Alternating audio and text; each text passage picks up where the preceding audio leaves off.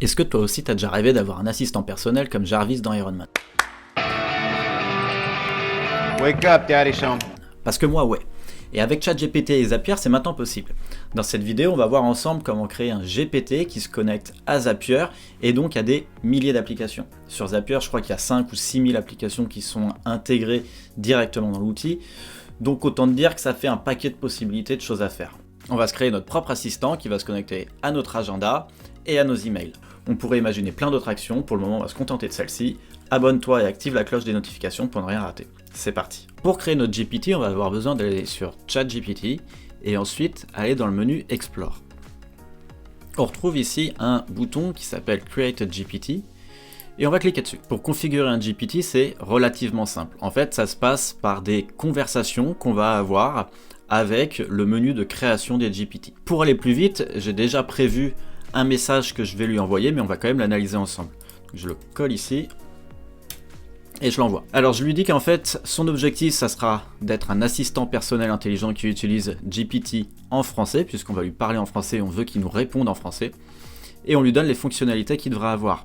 Donc c'est un assistant qui doit pouvoir accéder à l'agenda, planifier, modifier les événements, gérer ma boîte mail, donc il doit pouvoir accéder à la boîte mail, lire les emails, répondre à des emails. Et pour ça, je lui dis qu'il va utiliser Zapier pour pouvoir se connecter aux différents outils. Il doit pouvoir déclencher des actions.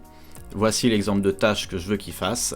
Programmer une réunion dans l'agenda, rédiger des emails. Et donc il me répond directement qu'il a compris le truc et il me demande comment il veut que j'appelle mon GPT. Moi je vais l'appeler Jarvis Assistant.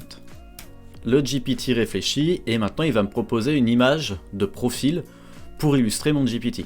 Génial, donc là il m'a généré une image, je vais pas trop passer de temps dessus, on pourra éventuellement la modifier plus tard. Je lui dis ok, il va réfléchir, ok super. Je vais pas passer trop de temps là-dessus, on va directement passer dans l'onglet configure, puisqu'en fait ici on pourrait y revenir plus tard, ajouter plus de contexte, plus d'informations pour rendre encore plus performant notre GPT. Nous, ce qui va nous intéresser, c'est d'aller dans Configure. Ici, on va pouvoir retrouver le nom du GPT si jamais on veut le changer, sa description, et surtout, les instructions qui sont utilisées pour faire fonctionner le GPT. On pourrait directement aller ajouter des instructions à cet endroit-là sans passer par la partie, on va dire, conversation avec le GPT. On voit aussi qu'il m'a configuré des Conversation Starters directement via le prompt initial, où il me dit, bah voilà des exemples de questions que je pourrais avoir lui poser qui se représentent sous forme de boutons ici. Sur la droite, on voit un preview de notre GPT. On retrouve aussi un menu Knowledge qui nous permettrait éventuellement d'ajouter des documents, de la documentation interne sur notre entreprise pour en faire un chatbot d'entreprise par exemple et qui puisse répondre à des demandes très spécifiques en allant chercher dans les process. On va pas le faire ici. Et ensuite, on voit qu'on a plusieurs capabilities. Chercher sur Internet, on va le laisser activer même si dans notre cas, c'est pas forcément nécessaire.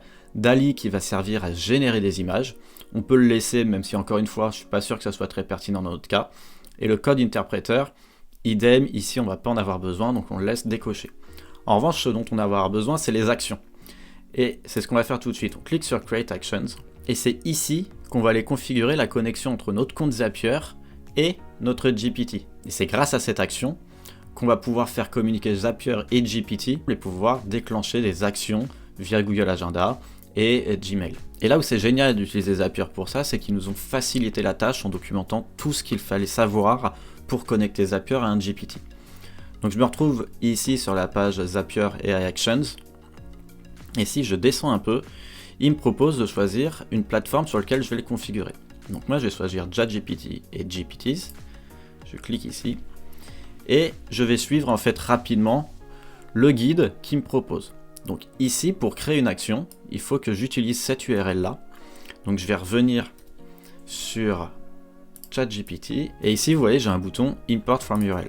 Je vais tout simplement coller l'URL que Zapier me donne et automatiquement il va me créer un fichier qui lui permet de comprendre comment faire pour communiquer avec Zapier et comment faire pour déclencher des actions.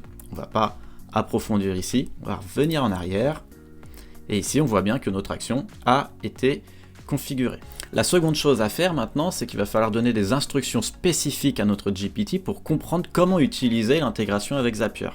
Encore une fois, Zapier nous facilite la tâche puisque si on descend ici la page, voici les paramètres qu'il faut inclure dans les instructions du GPT pour qu'il comprenne comment faire pour communiquer avec Zapier.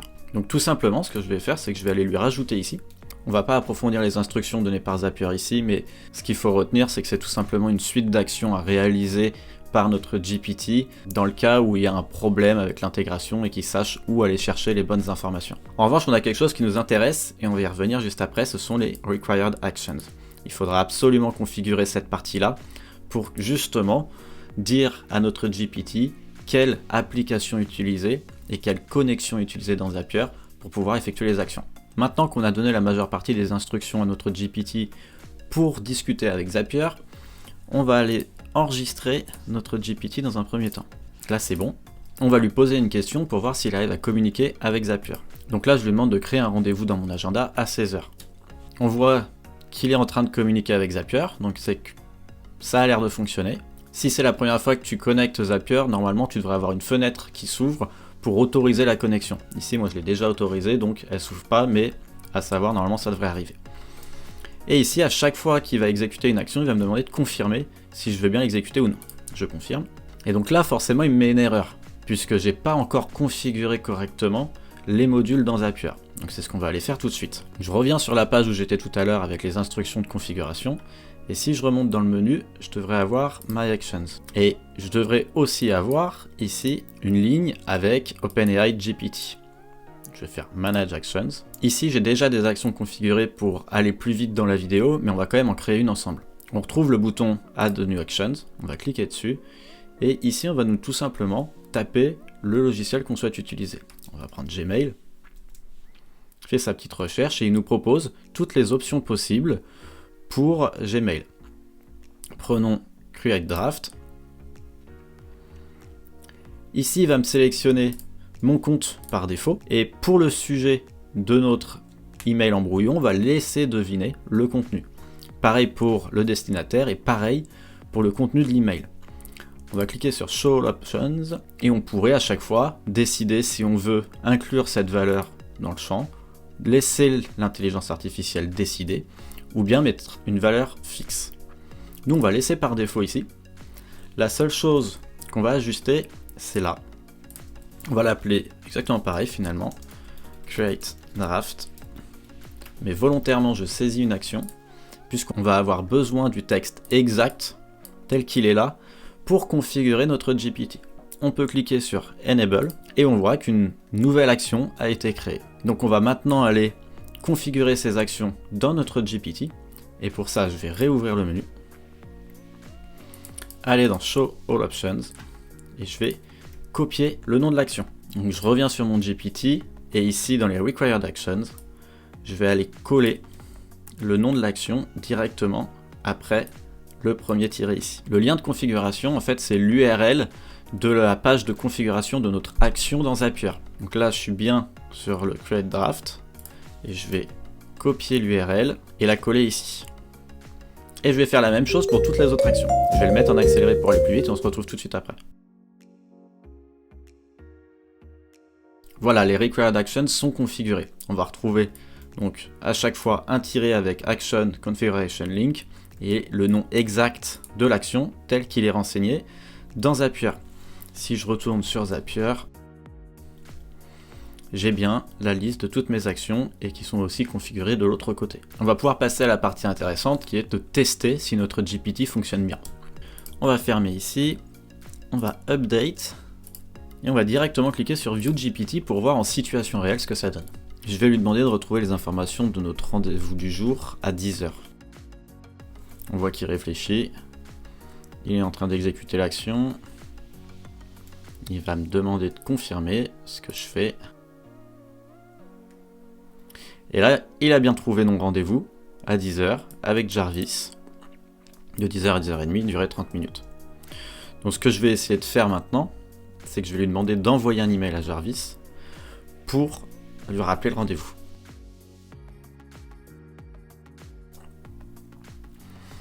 Et là, il a en effet réussi à envoyer l'email à Jarvis en reprenant l'information qui était présente ici. Et il me met le contenu de l'email. Bonjour, ceci est un appel pour notre rendez-vous prévu aujourd'hui. Merci de confirmer votre présence. Si maintenant je vais regarder dans ma boîte mail, on va vérifier si l'email est bien arrivé. Et j'ai bien le rendez-vous qui apparaît ici. Bonjour, ceci est un rappel.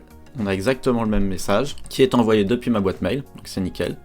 Et Gmail me propose des réponses automatiques. Donc on a bien testé la fonctionnalité de nous retrouver un rendez-vous dans notre agenda, d'envoyer un email à partir des informations de ce rendez-vous. Donc notre assistant fonctionne plutôt pas mal. On pourrait maintenant essayer de créer un rendez-vous dans l'agenda. Donc je lui demande de me planifier un rendez-vous de follow-up avec Jarvis le 23 décembre à 11h du matin, et je lui précise que c'est un rendez-vous de 30 minutes. À chaque fois, comme ChatGPT, il faut toujours préciser le maximum d'informations pour qu'il puisse exécuter l'action comme il devrait le faire. Ici, je peux confirmer l'action. Et il me dit qu'il a bien planifié le rendez-vous de suivi le 23 décembre à 11h pour une durée de 30 minutes. Et ici, il m'affiche les détails. Donc, titre de l'événement follow-up. Il a bien trouvé à 11h heure de Paris, 11h30 heure de participant. Il a même réussi à retrouver l'email du participant puisque on l'a utilisé juste avant dans notre conversation. Et si maintenant je vais voir dans l'agenda, le 23, j'ai bien le rendez-vous qui a été planifié à 11h pendant une demi-heure. L'invité est bien là, c'est super. J'ai volontairement mis en place des actions assez simples dans ce GPT puisque les fonctionnalités des Zapier Actions sont encore en version alpha. Ce qui veut dire qu'il y a pas mal de bugs, mais on peut s'attendre, vu la vitesse à laquelle l'intelligence artificielle évolue, que d'ici quelques mois, ça soit vachement plus robuste et qu'on puisse aller connecter vachement plus d'applications. On pourrait imaginer connecter une to-do list, un outil de gestion de projet, pour pouvoir organiser ses journées et même collaborer avec ses équipes de manière hyper fluide. Petit point à retenir quand même, c'est que comme dans ChatGPT, il faut être hyper précis dans les demandes qu'on lui fait. Le plus on donnera de contexte et d'informations, au mieux seront les résultats. Donc il ne faut pas hésiter à aller donner un maximum d'instructions dans la configuration du GPT et de donner un maximum d'informations quand on lui fait une requête via un prompt. Tu as maintenant toutes les clés pour pouvoir créer ton propre assistant.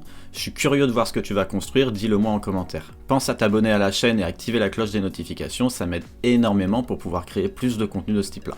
À la prochaine!